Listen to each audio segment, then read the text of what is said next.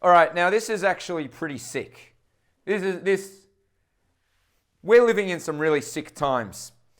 New South Wales pro-lockdown group calls for longer school closures and increased child injection. I wish I could say that I'm making this up, but there's actually groups out there advocating for these ends. That's right. So we had Sydney George out on the street to cover a pro-lockdown protest, or what we thought was going to be a pro-lockdown protest.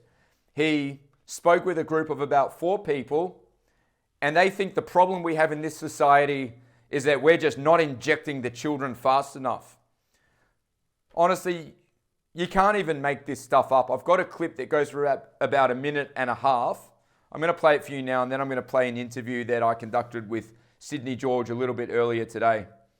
Yeah, hello, it's Sydney George here, reporting down at the State Parliament House of New South Wales. There's 4 activists here, Health Before Profits, and we don't know if any more is going to show up. This is meant to be a pro-lockdown protest. No, ladies and gentlemen, you can't make this stuff up, a pro-lockdown protest. Already seeing dozens of schools closed. Well, so is the protest happening here today? Oh, we're just doing a little snap action, yeah. Nothing wrong with that. I love political activism. It's good when people stand up. That's good to see. What's the lockdown protest about today? We're not protesting the lockdown. We're protesting about health and safety in COVID. Yeah, particularly about the reckless reopening of schools. Okay, you don't want the schools to open? We don't think they should be open until they're safe. Yeah. When will we know when it's safe? When we have high vaccination numbers amongst students and staff, and when they have proper ventilation in the schools. I can understand with proper ventilations. Well, I want to hear what you have to say. Yeah. No, can you go away? I'm here when I hear what you have to say. No, you don't. Alright, so High Visibility Protest doesn't want to say anything. Anything you want to say? No, not to you. Or any of your weird viewers.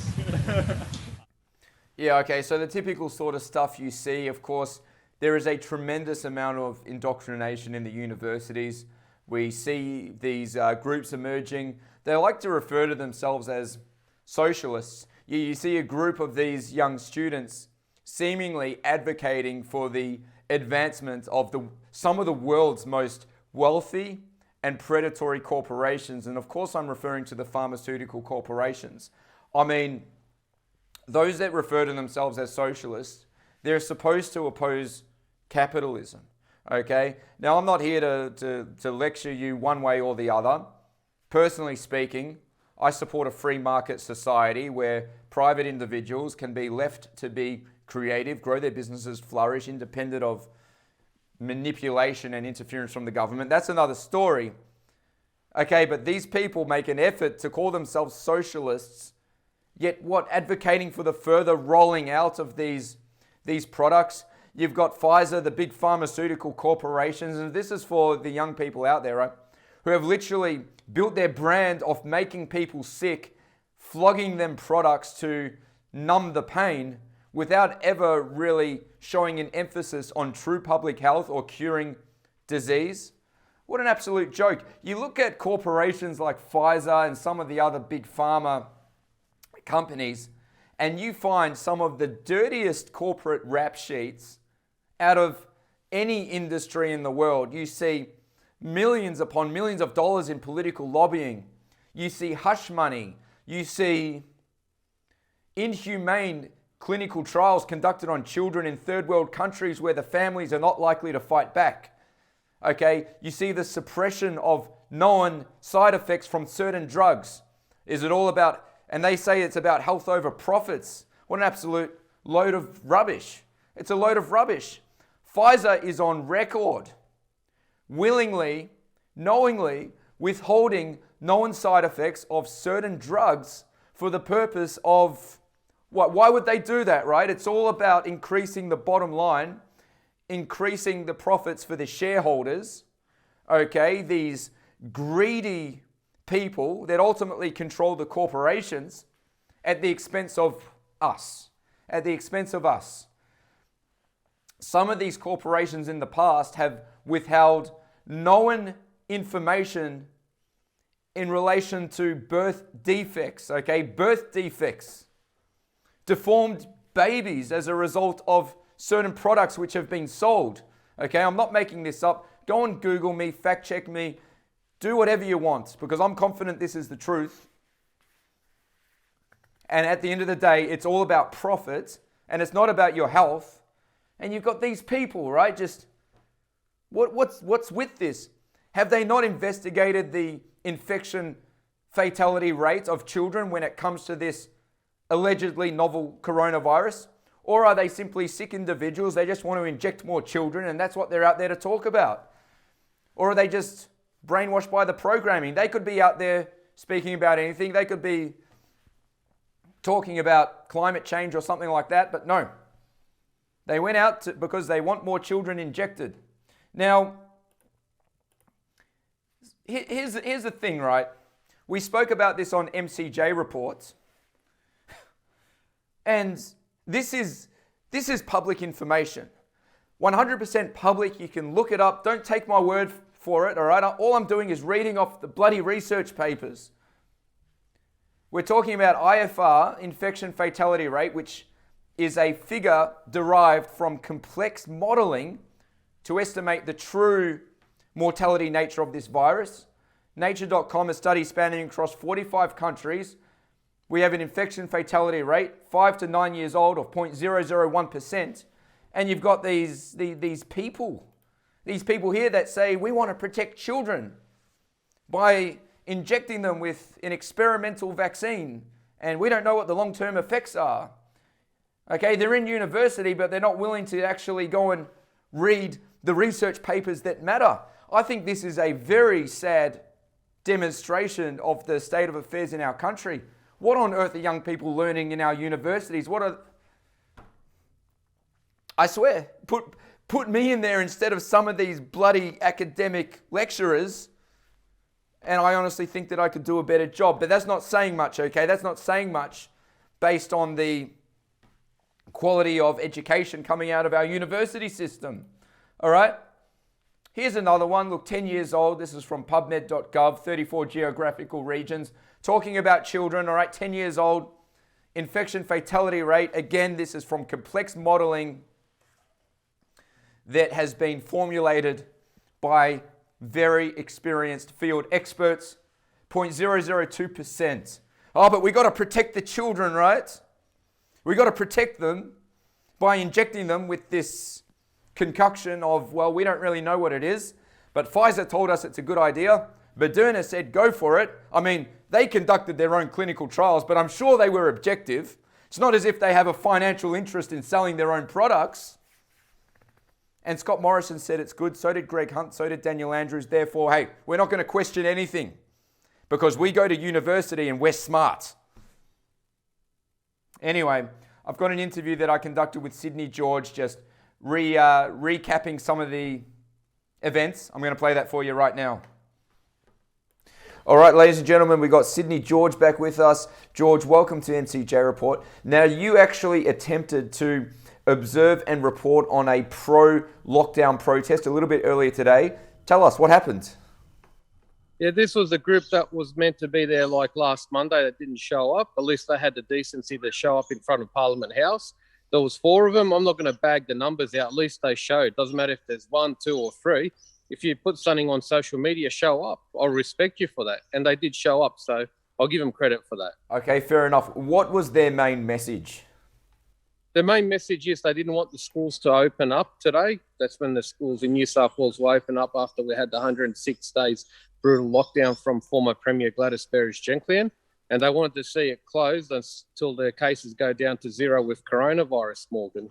So what exactly are they concerned about, George? We see the numbers. We know for children that COVID is really nothing more than a sniffle, especially when it comes to kids. So what exactly were they concerned about? If you see the interview when I was doing the video on them, I asked them, is this a pro-lockdown protest? They said, no, it's not. It's about health and safety. All right, enlighten me. What's going on? What would you like to see happen in our schools? We want the vaccinations right up for our school children and teachers and the staff involved. and better ventilation. So I said, I can agree with the ventilation. Ventilation's important. Then I hit them with a simple question, what about early treatment? And they didn't know what early treatment was. And I explained it to them that was like with hydroxychloroquine, ivermectin, zinc, like treat the virus early before it gets too late. And they wouldn't have an answer. They wanted to talk about vaccinations, Morgan. Right, interesting. It's a good propaganda campaign when you've got people, activists out on the street doing the bidding for the pharmaceutical corporations. Now, besides from that, George, what we see unravelling in New South Wales and also here in Victoria and Western Australia and Northern Territory, really all over the country now, is a two-tier society. You yourself had an experience, I believe, at JB Hi-Fi. Would you mind telling us a bit about that? Yeah, I didn't know that JB Hi-Fi will exclude people that didn't take the jab. And when I seen in front door that you had to be double jab or show proof of vaccination to go in the door, I was just shocked. Is this the Australia that we want to live in? That we have two classes of citizens, like Class A, Class B? This is not Australia. This is not about a developed world. This is going back in the dark ages. What's happening, Morgan? And the Prime Minister ought to be ashamed of himself. The Premier ought to be ashamed. This is not Australia that we want for us and our children, Morgan. Well, absolutely. And it was the Prime Minister himself that came out and said that we do not have a mandatory vaccination policy in this country. Those were his words. And now, of course, we see it. Now, George, would you mind talking to us a little bit more about some of the restrictions that have been placed on the uninjected in New South Wales? Okay, the only shops you can go in New South Wales are like, say, Woolies, Coles and Aldi and like a bread shop.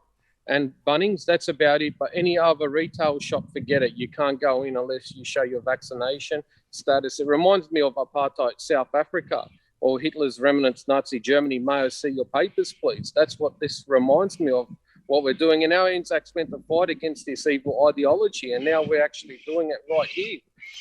It's very concerning. Now, before we wrap this up, George, do you have any final messages for the audience?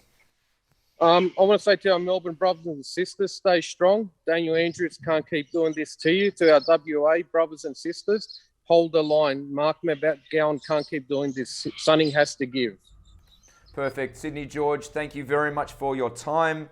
Thank you for your work. And we will have you back on the show really soon. Well, thank you, Morgan, and thank to our viewers. See you, my friend. See you, mate. Cheers. All right. Thank you very much to Sydney George. It is always much appreciated. Now, we're going to stay on this topic just for a little bit longer here.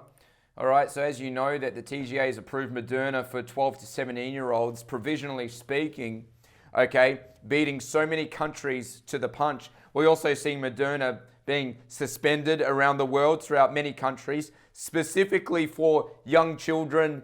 Mind you, we're going to talk about that in more detail on MCJ Report maybe tomorrow night or the night after, okay? There was a little bit of a surprise here for the host on Sunrise not all that long ago in relation to the measures that should or shouldn't be taken by the government in relation to young people and the injection. Check this out. Who here remembers this? Your specialty is in paediatrics, so I want to specifically ask you about Pfizer asking US regulators to approve its vaccine for use in children under 12. How long could that take? And should there be more urgency here to get kids under 12 vaccinated? Oh, not at all. Kids under 12 hardly get a cold from COVID. So maybe not quite the response that this bloke on Sunrise was hoping for or expecting. And yeah, I mean, it's true, right? So anyway, what can I say, ladies and gentlemen? We have to keep the government the absolute hell away from our children by any means necessary. Any means necessary. There is no good reason to be injecting these children with this provisional vaccine, this experimental drug. There's absolutely no reason for it. I mean, even theoretically, okay, in theory, but theory is something that's not proven, right? Let's just say that supposedly injecting kids would help maybe prolong the lives of those who are at their life expectancy or people who are severely immunocompromised. Let's just say that it achieved that objective, hypothetically. Guess what? It's still unethical. It's still unethical. Exposing children to a heightened risk for the purpose of trying to save people who are on their way out, people that have already lived their lives. That is one of the most disgustingly unethical things a human being can do. It is child abuse on an industrial scale. It is a crime against humanity. And it is becoming normalized in this country at a rate much quicker than what I and you are comfortable with. We got to stand up. We got to fight back.